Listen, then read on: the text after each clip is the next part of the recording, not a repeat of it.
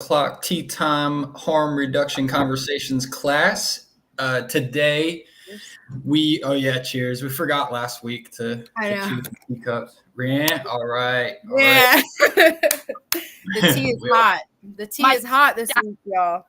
I know, and I'm reducing harm this afternoon with non-caffeinated tea because I drank a ton of caffeine this morning. So I'm trying to, cut back on that in my life recently. Okay. There you You go. know, harm reduction in all areas of life, But anyway, so I'm Sam. Got Aaron. Say hi, Rianne. Hi. What's up, everybody? Thanks for joining us again.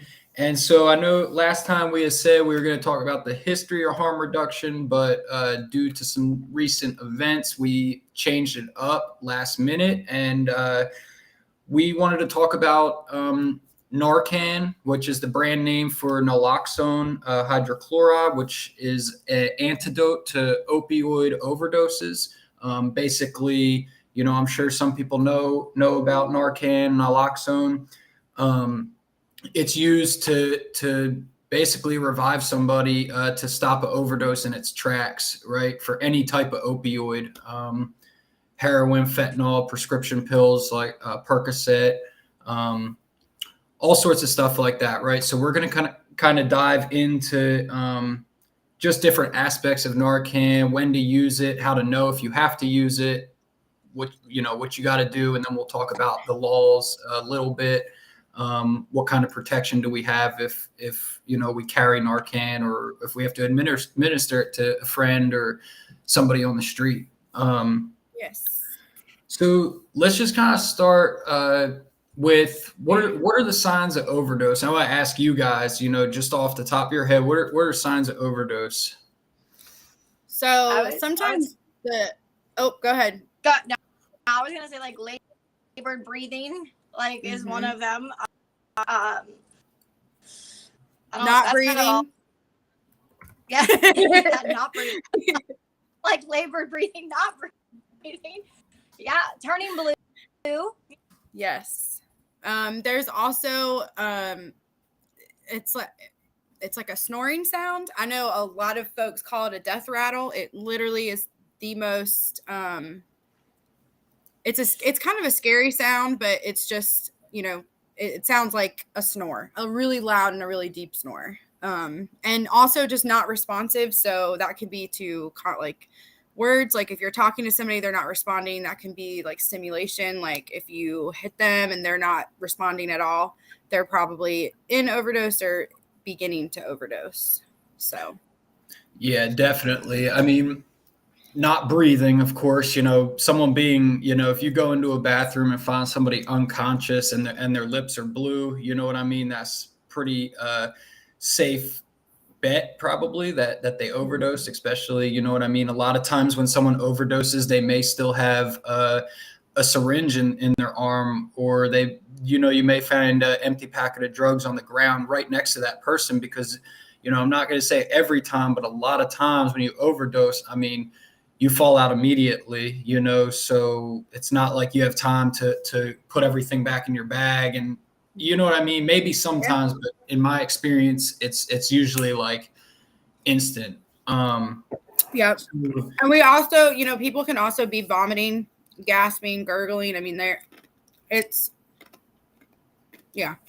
And yeah, you're right. And that's what I was, I have heard it called a death rattle before, but I think the word I was thinking of, like you just said, gurgling, it's kind of like gasping, but their saliva is caught. You know what I mean? That's kind of gross, but that's how it is. And the other one I didn't hear, it was pinned eyes. You know what I mean?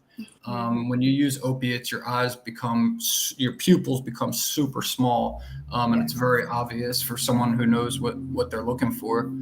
Yeah. All hey, right. Courtney. Hey, Suzanne. Oh, thanks, Aaron.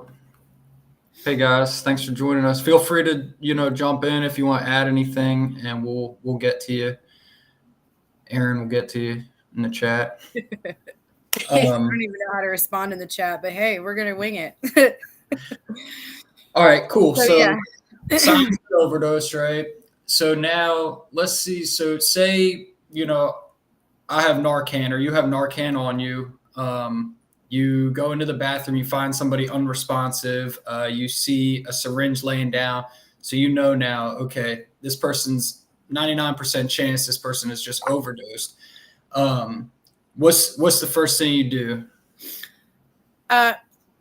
Well, the first thing you do, if you check to see if they're breathing, that's the first thing that I would do, right? And then if you can, call 911. If not, I would go straight into administering naloxone or Narcan of any kind. And I just want to add, though, that it's completely 100,000 million % to give somebody naloxone, Narcan, and them not actually have been in an overdose. Like, it's not going to harm them. So best case, like I tell everybody, just give it to them. It's not going to hurt them if that's not why they're, unresponsive, but it could help them if it is because they use too many opiates. But I think yeah, that's a point to bring up, because I know a lot of people have said that, like, well, what if they didn't an opiate, and then people are like, I don't know, you don't know, and it's like, just play it safe. But if it's not going to hurt them, so I think that's a good thing to definitely mention, that it will not harm them. Yeah. 100%. Absolutely. Yeah. And if you look, the CDC, on their website, and the National Institute of Drug Abuse, I believe it's called National Institute of Health, maybe. Anyway, they have a lot of stuff on Narcan, and all the research, all the medical studies they've done agree, there is no negative side effects to Narcan. The only negative side effect is going to be if somebody was in an opiate overdose, they're going to wake up in a wicked withdrawal, probably be really sick, probably be upset, but they're going to be alive. Hopefully by that time, 911 is on their way to get them to the hospital. But all right, so I want to go back. So you find somebody passed out. Somebody overdose, yes. So according to the North Carolina Harm Reduction Coalition, the first thing you're going to do, right, is you're going to shake them hard. You're going to shake them. You're going to, you said check their breathing. If you shake them, and I'm not talking about like, hey, bud, like you shake them, and after that, they don't wake up from that. They tell you to put your knuckles right here on their breastbone and rub for 5 to 10 seconds, right? It's really uncomfortable. You want to press hard. And that's just a second. That's kind of like the second attempt to try and wake them up. And at that point, if they don't get up right away, we had the nasal naloxones. Aaron, show everyone what those. So you see that little red thing on the bottom? That's the button. It's very simple. You put it in one of the nostrils, press hard, bam, it's done like that. I don't know if you can tell. It literally is just like that. Bottom, your thumb on the bottom red thing, your middle and your pointer finger along the sides, and you just push the button. You don't have to like put it deep in their nose. You want to put the tip in there, but definitely go straight into and these are so simple. You pull the tab, you pop it out. The boxes that they come with 2 doses. I took mine out of the box just because it's too big to carry in my purse, but so Rianne's got it. That's what the box looks like. And on the inside, it's going to give you those same kind of step-by-step instructions about how, the signs and what to do step-by-step in a lot more detail. A lot of us, I'm not going to lie, same with me. I've been in situations where I've had to administer naloxone before, and it's kind of like a panic mode. That's cool. These are really easy and simple for that reason, so that people can just go for it. Sam, I know you have the intramuscular one if you want to show that too. This is kind of, I guess more like the original naloxone. It's just like a little vial. If you got like a vaccine or something, you might have seen these, and then just a regular syringe. The syringes are pretty big. It's intramuscular, so it's not something you're putting in someone's vein. You're putting it in a big muscle like the butt, like the thigh, maybe the shoulder up here, just somewhere where most people have, a little like muscle or meat on them. And, I definitely want to tell people too, like so you have this little vial with the 1 dose of naloxone. You have the syringe. You're going to have to, draw it up. and you don't have to take their clothes off. You don't have to pull their, pants up, whatever. I mean, you can literally jab it right through the clothes and press it in. So at that point, whether you have the nasal one or you have to use the intramuscular one, you want to give that dose. And if there's nobody else around to tell to call 911, that's when you want to call 911, but you want to give that dose first and then call. And I mean, hopefully 911 responds, EMS be there maybe in 10, 15 minutes. I guess it depends on what they got going on. But in that time, after you give that first dose, it's about 2 to 4 minutes that you want to wait to see if that first dose was enough. I know. And that's a really important piece too. Because right now, heroin is non-existent. We're dealing with fentanyl everywhere, and even stronger versions of fentanyl. And a lot of research and studies lately have shown that one dose of naloxone or Narcan is not going to do the trick. So that 2 to 4, 3 to 5, whatever minutes that we, in between administering the first dose, make sure you stay with that person. Please stay with that person. Check after that time period. If they're still not responding, you need to go ahead. I got goosebumps giving them another dose.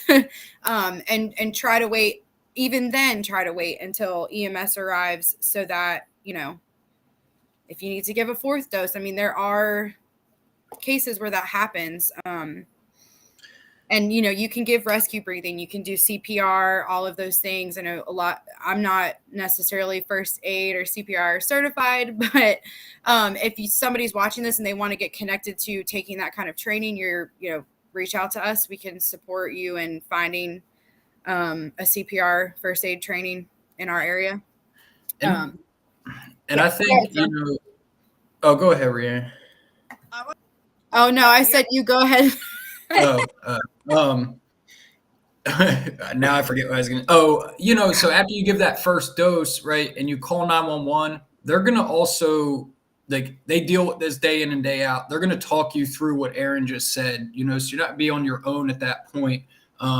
They're going to tell you, hey, wait 3 minutes, and they're going to keep telling you, check the breathing. Is the person back, conscious? Are their eyes open? And if not, do you have a second dose? Which most likely you will, because most Narcan kits come with 2 4-milligram doses.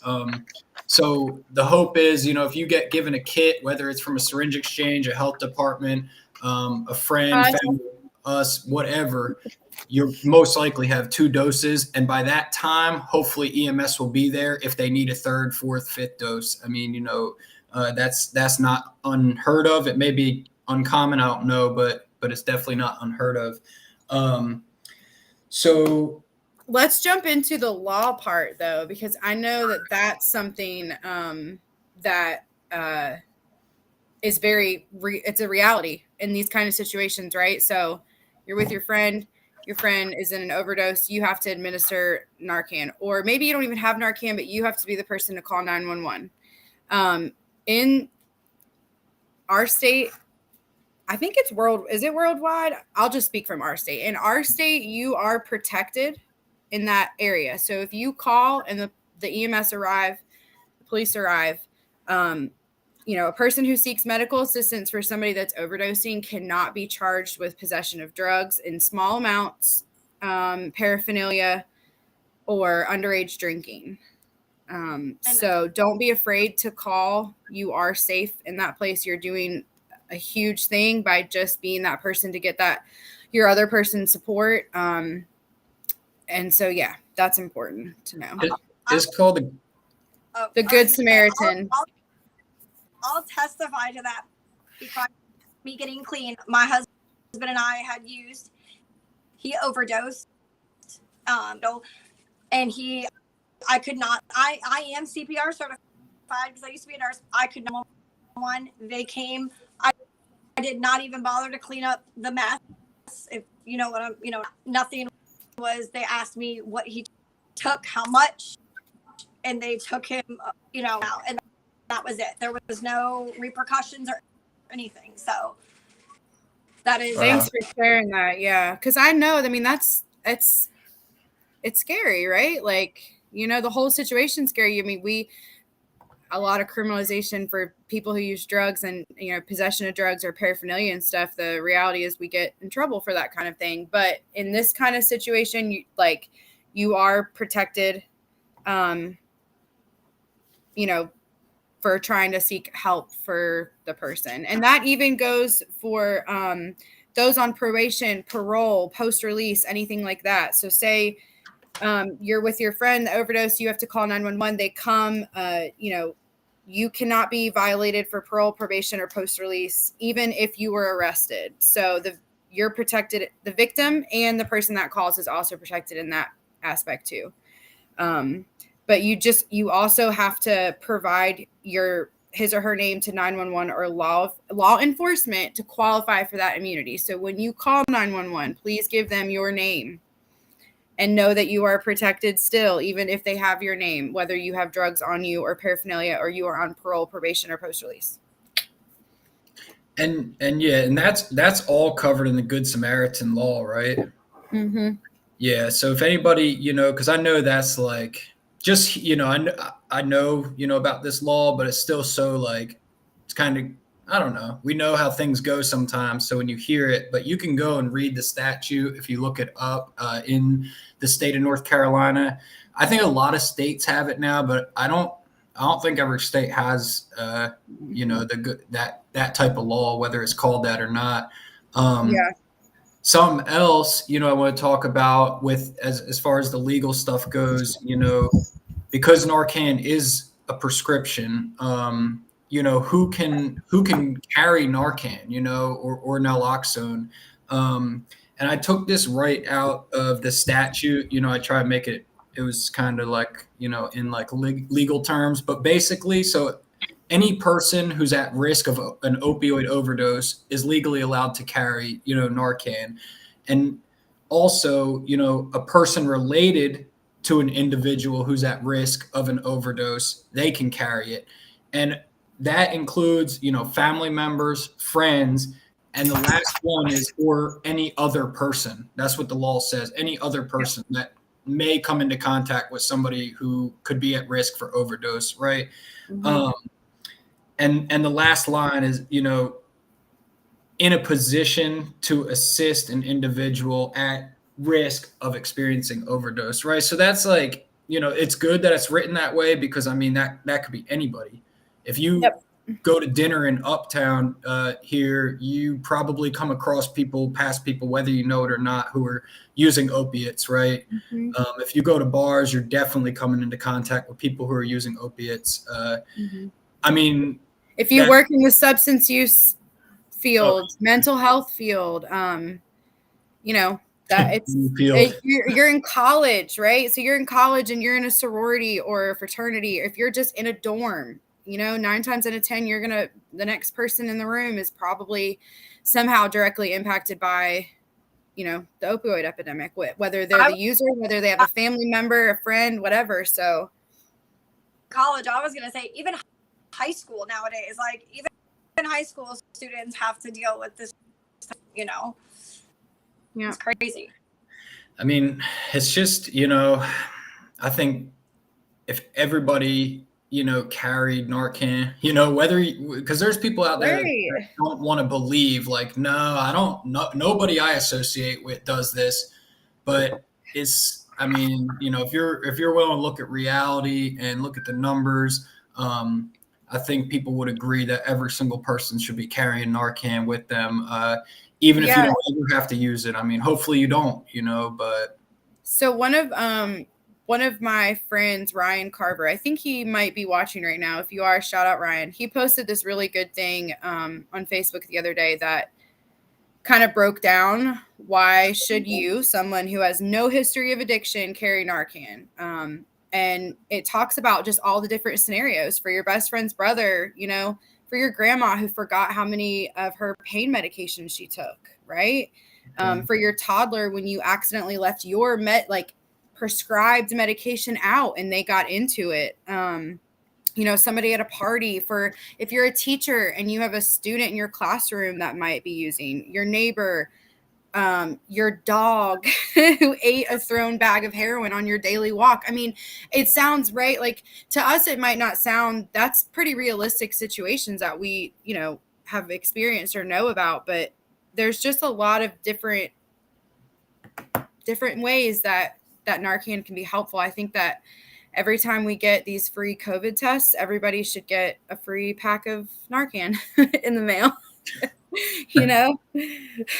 Yeah, and there's different, for people, like, no matter where you live, even if you're, at least in North Carolina, I'll speak for, you can, if you Google, safe access to naloxone or something along those lines, you'll be able to find a couple different organizations that will mail it to you, that are probably in your community.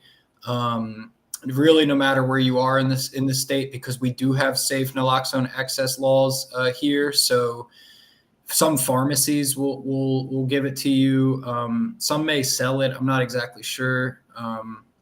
I think you can get it if you have insurance. I think it's like $10 or something, but without it, it's a little bit more. But yeah, we can throw some resources for anybody watching, from Wilmington to Asheville, just places that you can get access to those kinds of things, us included. So we actually have, Narcan spray, the nasal spray, in stock with us. And so you guys can reach out to us on the comments or whatever, through Facebook, and just, let us know if you would like support in getting some of that, or, administering it, or just any facts that you might need. Yeah, for sure. And something like before we got started on here, I just was interested in is if I could find like a number, like how many people have been saved by Narcan. I couldn't really find exactly what I was looking for, but something the federal government did was in 2017, they did like a nationwide study on all EMS overdose calls, right? So in 2017, there was 47,600 fatalities from opioid overdoses. Those are ones that were actually called in. So I don't, you know what I mean? That EMS that the government knows about. So then they found that in the states that enacted naloxone access laws, they were able to reduce on average the fatalities from overdose by 14%, wow. Which means 47,600, 14% of 47,000 is about 7,000 people. Absolutely. That's great. That's good, right? That's a huge, that's like, it's a start. Yeah, it absolutely is. Yeah. It's sad though. And that's just 2017, right? So then we've got to think what's happened in our world since then, and just like the pandemic and stuff, and just how that impacted folks getting access to things like they were before.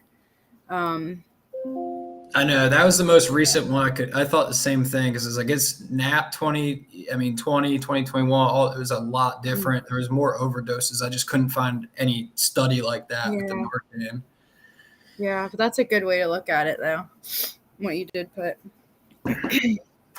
Well, I know I shared something with you. Didn't I share that with you, Sam, about just looking at overdose deaths even by race and ethnicity, and just seeing how they're impacted from 2019 to 2020 in different communities and different races of people? It's affecting all of us, wherever we come from in life, whatever race we are, it's happening a lot. So yeah, the more we talk about it, the more we are open and break that stigma, the more, people we can save and more connection we can allow for folks. Dude, and I just was talking to someone the other day that's in this field and stuff about young kids who are showing up at the hospital with overdoses, and they've never done anything besides smoke weed. And you got people out there that are putting fentanyl in weed, you know what I mean? Putting fentanyl in cocaine, putting fentanyl in Xanax, all these drugs that aren't opioids. So these kids or adults that have never used opioids in their life, they might be, once in a while cocaine user on anniversaries, whatever, you know what I mean? and they get fentanyl in their Coke and they die, you know? And so it's like, that's just goes back to everybody needs to have Narcan. I mean, because even if and test your drugs too. There's also, you know, testing. We have some of that also with us. So if you guys need that, but you can test your supply. they're the fentanyl test strips. Mm-hmm. Yep. Yeah. It's more important than ever, really. Mm-hmm. I mean, yeah, absolutely. I knew a kid that I went to high school with, and I think it was a year or two after he was in college, did some cocaine at a college party, and it had fentanyl in it. He overdosed and died. And he was 19 years old. And that's happening out there. And so being out here and giving out Narcan, educating everybody and asking people to test their drugs, like it's okay to test your drugs. Make sure you know what you're getting. yeah. I remember like when I was still using, we never have fentanyl test strips. The only drug I ever tested was LSD. You know, they still have them, of course, or like LSD test kits, because we were more worried about getting robbed than anything. But still, sometimes, you know what I mean. You never. It just people are gonna do anything when money's involved. You know what I mean, trying to get one over on the customers or whatever. Hey man, I gave brown sugar to a lot of people a couple times. Man. Like y'all are talking about, it reminds me of like when I was using heroin, and Aaron knows about this because I had gotten a DUI because of it. I had snorted my heroin. Tell me it had fentanyl in it, and Josh was in the car with me, my husband. I'm driving down 485. Got it out at the wheel while I was driving. Somehow, subconsciously, I pulled over, but I had just done one line just so I wasn't sick, you know, at the time, not having a clue, and in the back of the ambulance. And thank God for Narcan, because I had to be revived in doses before he would wake up. That's how bad it was. Wow. I think, you know, like just with Narcan, for people who are the ones who are at risk, you know, the people who are using, you know, fentanyl or heroin, just, you know, it's all part of safe use. You know, it's all part of, you know, carrying Narcan goes along with using clean syringes, you know, carrying wound care stuff, you know, just kind of all that stuff that, like, you know, if you're going to use, you know, do it safely, you know, try to limit the impact that it may have, you know, on your life, on your health. You know what I mean? Just, it's something that I wish I would have known more about when I was using, but yeah, you know what I mean? I mean, I just, yeah. I heard that. Like, I mean, I've only been clean 18, like all this stuff now, even like testing your drug. I never even thought to do any of those. You never, like, just the stuff. It's. I remember like crazy. being around somebody that had Narcan with them, and I was like, get that shit away from me, because like you're not trying to kill my high. Yeah. Like, you know what I'm saying? Like, don't think I'm just because I'm knotted out like that I'm overdosing and shoot me with that. You're gonna waste this entire thing. Like, but I never really.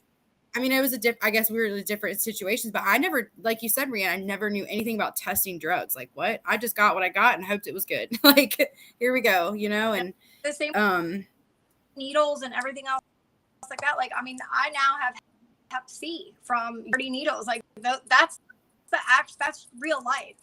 That's real shit. Like, that's what happens. Like, I didn't even realize it till I was pregnant with my child, and then they're like, you have Hep C. And I'm like, no. You know, then I'm already pregnant, and now I'm worried I'm going to give it to my child. Real life problems when you use drugs and you're not doing it safely. Yeah. And that's, I mean, that's, you know, exactly it. I appreciate you sharing that, because that's exactly why we're doing this. You know, that's exactly why we're talking about this, just for, you know, so at least, you know, whether we practice, you know, using safely or not, we can try and at least, you know, give other people the information. So if they choose to use safely, they know how, they know where to go. You know what I mean? And that they're worthy of those, that kind of safe use too, right? You know, I mean, it's like the separation of just people who use drugs from regular community, that just we're outcasted. We know what that's like, right? We don't think we can get the same access to healthcare. I mean, safe use is healthcare. It's a basic human right. And you know, none of us on the screen, anybody watching, we're never going to tell you that you have to stop using. We're not here to direct your pathway into recovery, whatever that looks like. We just want you to know that, you know, we love you, we support you, we have tools and resources for you if you're interested, and you know, we're a safe space for you to feel connected and know that your life is worth something. 150%. Absolutely. Well, I think we good. Feel like we. Yeah, I think we did a lot, right? Well, yeah. So, I mean, like Aaron said, you know, if any of this stuff we talked about today, you have any questions, we will try to answer them. If you want to reach out to us on Facebook, on this chat, we'll come back here and, you know, we check the chats throughout, you know, the weeks or whatever. So if you post something, I saw Susanna here said she wanted to, you know, take a CPR training, which is something we can definitely, you know, look into and get in touch with Suzanne about. So, you know, just don't be afraid to reach out to us. And like Aaron said, you're not alone. And no matter what you're doing, you are worth it. Your life is worth it. So, you know, we're here to try to support you in your life and your pathway to recovery. Yeah. And we've got Narcan, so hit us up if you need it. All right. See y'all later.